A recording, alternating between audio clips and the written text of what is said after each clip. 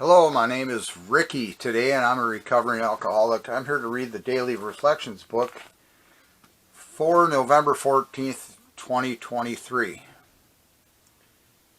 It's called Intuition and Inspiration. We ask God for inspiration, an intuitive thought, or a decision. We relax and take it easy. We don't struggle. That's from Alcoholics Anonymous, page 86. I invest my time in what I truly love. Step 11 is a discipline that allows me and my higher power to be together, reminding me that with God's help, intuition and inspiration are possible. Practice of the step brings on self-love. In a consistent attempt to improve my conscious contact with a higher power, I am subtly reminded of my unhealthy past with its patterns of grandiose thinking and false feelings of impotence. When I ask for the power to carry out God's will for me, I am made aware of my powerlessness. Humility and a healthy self-love are compatible, a direct result of working step 11, period, the end of the reading for today. Well, of this reading for today. I'm going to go over here to the big book and read this, what was quoted earlier here, which was, we ask God for inspiration and intuitive thought or decision. We relax, we don't struggle. Pardon me. That actually begins at the very bottom of page 85 in the chapter called Into Action. The very bottom of the page down here, it says it says step 11 suggests, I think. Yes, step 11 suggests prayer and meditation. Pardon me. We shouldn't be shy on this matter of prayer. Better men than we are using it constantly. It works if we have the proper attitude and work at it. It would be easy to be vague about this matter, yet we believe we can make some definite and valuable suggestions.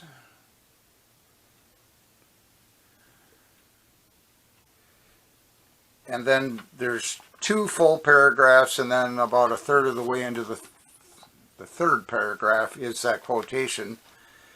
And I'm hesitant to read all this. But the sooner I get on with it, the sooner we'll get it done, I guess. So when we retire at night, we constructively review our day. Were we resentful, selfish, dishonest, or afraid? Do we owe an apology? Have we kept something to ourselves which should be discussed with another person at once? Were we kind and loving toward all? What could we have done better? Were we thinking of ourselves most of the time, or were we thinking of what we could do for others, of what we could pack into the stream of life? But we must be careful not to drift into worry, remorse, or morbid reflection, for that would diminish our usefulness to others. After making our review, we ask God's forgiveness and inquire what corrective measures should be taken. That all sounds like some pretty straightforward stuff to me these days, after being sober and working these steps for a bit over 16 years. I don't do it all the time, though. That's still a big, big problem. On awakening, let us think about the 24 hours ahead. That's also quoted in this book of Daily Reflections somewhere else.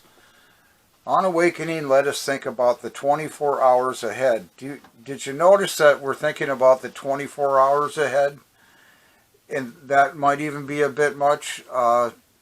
Instead of looking ahead to tomorrow, or maybe your next time you're due in court to be charged or something, or all these kind of heavyweight things that really weigh us down and cause a lot of anxiety and drive us ever closer to taking that first drink.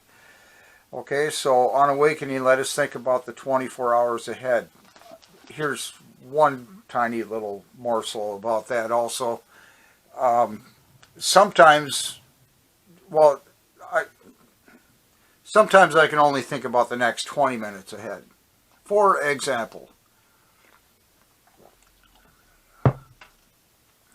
my video camera will only shoot 20-minute segments at a crack, at a shot, at a time. It's got something to do with copyright stuff, and I don't want to try and explain all that because I'm not fully aware of it, but it'll shoot 20 minutes and stop, and then you got to start and then shoot another one, at least on this particular camera.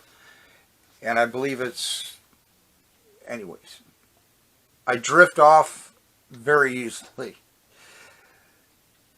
This thing will only record 20 minutes at a time, so a lot of times this reminds me that I really only need to be concerned with about the next 20 minutes of my life, because those are the segments that, at least personally, I feel like I have the most amount of control over. It's right on the edge of, I just quit smoking, okay, and 20 minutes is like, say I really wanted a cigarette right this minute, at several minutes after the hour. If I could just keep it together for 20 minutes without smoking till about half past the hour, I'd be all right. I'd be a different person again. I would be thinking differently. I'd have a different mind on stuff, and that craving would likely be gone, or at least lessened, to where I didn't need to take gum or something, or whatever else I do to keep myself from lighting up. Same thing with the drinking. Same thing with a lot of anxious thoughts. Same thing with anger, and a lot of different things that I used to think I had very little or no control over, like my emotions.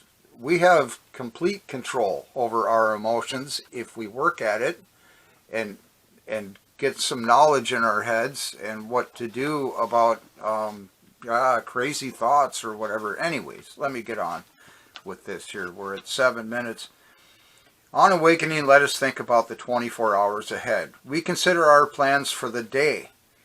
Before we begin, we ask God to direct our thinking. That's a good idea.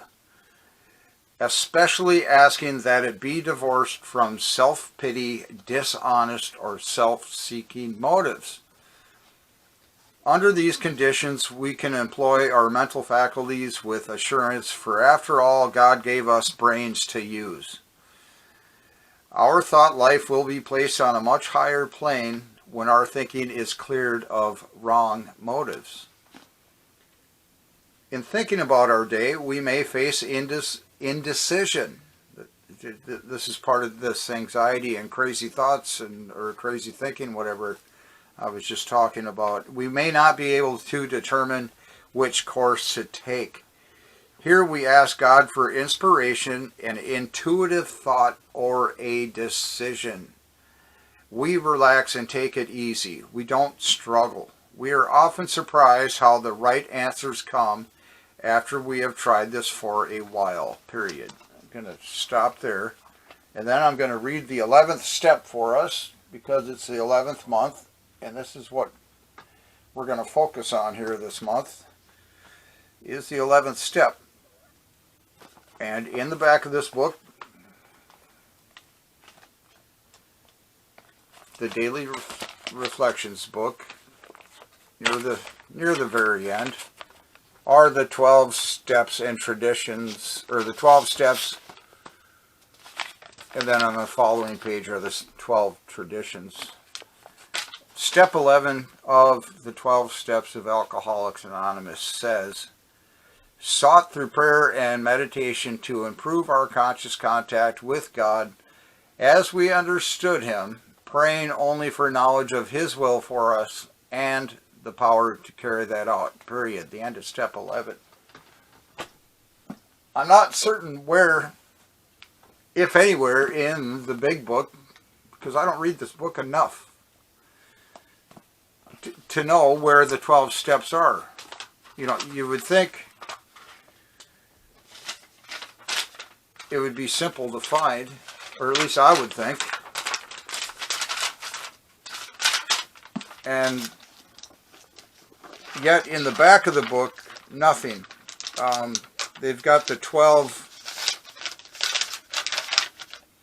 concepts, short form, and then in the table of contents, see, I get too critical and judgmental, and I don't like to read and talk at the same time. It's very difficult. I don't think it's effective at all. So we're just going to skip that for a minute, because if you're really desperate, you will find the 12 steps written somewhere. You can ask the internet about it. I do know that in the back of this book, like the 24 hours ahead, 24 hours a day, in the back of that book, there's the 12 steps of Alcoholics Anonymous and the 12 traditions of Alcoholics Anonymous. Now, why do we care? Why do I care? Why did I bring that up? I don't know. Oh, because we're thinking about step 11 this month. It's the 11th month. We're thinking on step 11, and as today's reading said, for November 14th, step 11 is a discipline that allows me and my higher power to be together. So that's another kind of simple thought to me.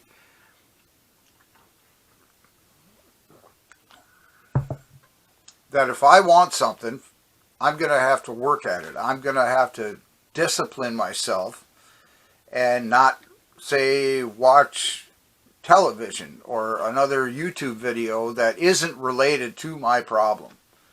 Okay, now there is a slippery, we could start out, let me put it this way, I can start out looking at a YouTube video, say, about the question or the indecision or the inspiration I think I need. Omit prayer. I don't pray. I go right to YouTube. I start looking at something in that general area. And then it's, ridiculous funny cat videos for an hour after that, or something off topic like that. It happens to me very easily. So if I should pay attention to step 11, and if I go seeking, looking, using prayer and meditation, do you remember also what it said in the big book about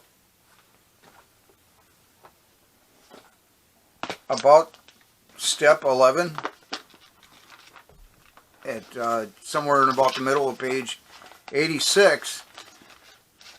This is very good. I want to get to this.